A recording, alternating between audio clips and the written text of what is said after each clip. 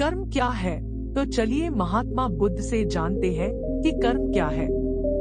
एक बार गौतम बुद्ध के शिष्य ने भी उनसे यही प्रश्न किया था कि कर्म क्या है और किसे कहते हैं। तब बुद्ध ने शिष्य को कर्म के बारे में बताते हुए यह कहानी सुनाई थी। एक राजा अपने मंत्री के साथ घोड़े पर बैठकर अपने राज्य का भ्रमण करने जाते हैं। राज्य भ्रमण के दौरान राजा की नजर एक दुकानदार पर पड़ती है और वह दुकान के पास रुक जाते हैं और दुकानदार को देख मंत्री से कहते हैं कि क्यों मुझे ऐसा लग रहा है कि इस दुकानदार को मैं कल ही फांसी की सजा सुना दूं। पता नहीं क्यों इसे देख मुझे इसे मृत्युदंड देने की इच्छा हो रही है। इतना कहते ही राजा वहां से अकेला ही चले जाते हैं और मंत्री उनसे इसका कारण भी नहीं पूछ पाते। अगले दिन मंत्री अपना भेष बदलकर दुकानदार के पास साधारण मनुष्य की तरह जाते हैं। वह दुकानदार चंदन की लकड़ियां बेचता था।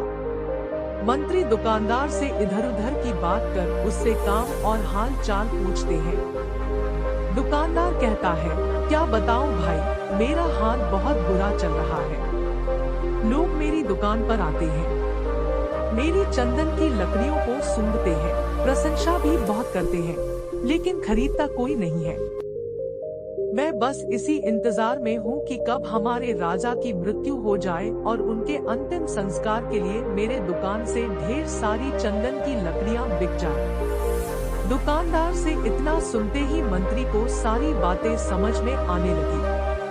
वह समझ गए कि आखिर क्यों राजा के मन में इस दुकानदार के प्रति नकारात्मक विचार थे। मंत्री ने दुकानदार की बात सुन उससे थोड़ी चंदन की लकड़ियां खरीद ली। लकड़ियों की बिक्री से दुकानदार भी खुश हो गया और तुरंत मंत्री को लकड़ियां दे दी। राजा के पास पहुंचकर मंत्री ने उनके कहा कि आप जिस दुकानदार को मृत्युदंड देने की सोच रहे थे, उसने आपके लिए भेंट स्वरूप चंदन की लकड़ियां भेजी है।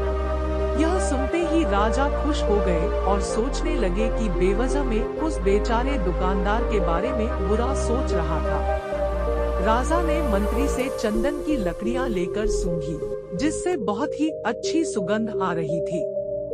राजा दुकानदार की लकड़ियों से खुश होकर उसके लिए कुछ सोने के सिक्के भिजवाता है। अगले दिन मंत्री दुकानदार के पास जाकर कहते हैं कि ये सिक्के तुम्हें राजा ने भेंट स्वरूप दिए हैं।